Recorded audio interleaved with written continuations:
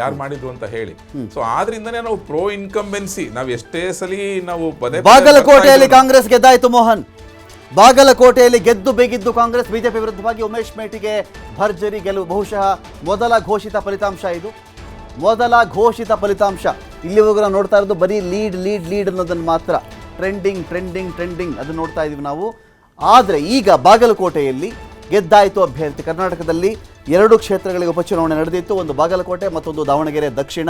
ಇದೀಗ ಬಾಗಲಕೋಟೆಯಲ್ಲಿ ಜಾರಕಿಹೊಳಿ, ತಿಮ್ಮಾಪುರ, ಹಿತೇಂದ್ರ ಸಿದ್ದರಾಮಯ್ಯ ಅಥವಾ ಹಿಂದ ಅಥವಾ ಈ ಕಡೆ ಒಂದಷ್ಟು ಬೇರೆ ಲೀಡರ್ಗಳು ಎಲ್ಲರೂ ಸೇರಿ ಉಮೇಶ್ ಮೇಟಿ ಅವರು, HY ಮೇಟಿ ಅವರ ಮಗನನ್ನು ಗೆಲ್ಲಿಸಿದ್ದಾರೆ.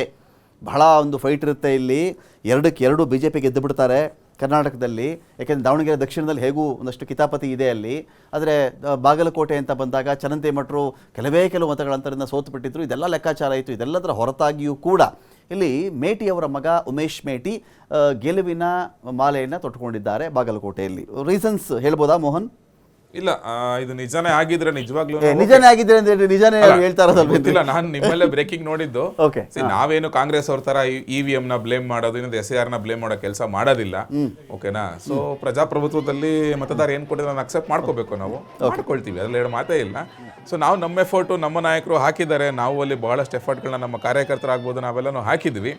ಬಹುಶಃ ಇನ್ನೊಂದಷ್ಟು ಸ್ವಲ್ಪ ಬೇಕಿತ್ತು ಅಂತ ಅನಿಸುತ್ತೆ. ಬಿಕಾಸ್ ಜನರಲಿ ನಿಮಗೆ ರೂಲಿಂಗ್ ಪಾರ್ಟಿಗೆ ಅಡ್ವಾಂಟೇಜ್ ಇದ್ದೇ ಇರುತ್ತೆ ಬೈ ಎಲೆಕ್ಷನ್ ಅಂತ ಬಂದಾಗ. ಬಿಕಾಸ್ ಎಂಟೈರ್ ಮೆಷಿನರಿ ಅವ್ರು ಬಳಸ್ಕೊತಾರೆ, ಅದೆಲ್ಲ ಮಾಡ್ತಾರೆ. ಸೊ ಆದ್ದರಿಂದ ಅದು ಕಾಂಗ್ರೆಸ್ ಗೆದ್ದು ಬೀಗಿದೆ. ನೋಡೋಣ, ಇನ್ನೇನು ಜನರಲ್ ಎಲೆಕ್ಷನ್ನು 28 ತುಂಬ ದೂರ ಇಲ್ಲ. ಸೊ ಮತ್ತೆ ಆ ಕ್ಷೇತ್ರನ ಮತ್ತೆ ವಾಪಸ್ ವಶಪಡಿಸುವಂಥ ಕೆಲಸವನ್ನು ಖಂಡಿತವಾಗ್ಲೂ ಮಾಡ್ತೀವಿ.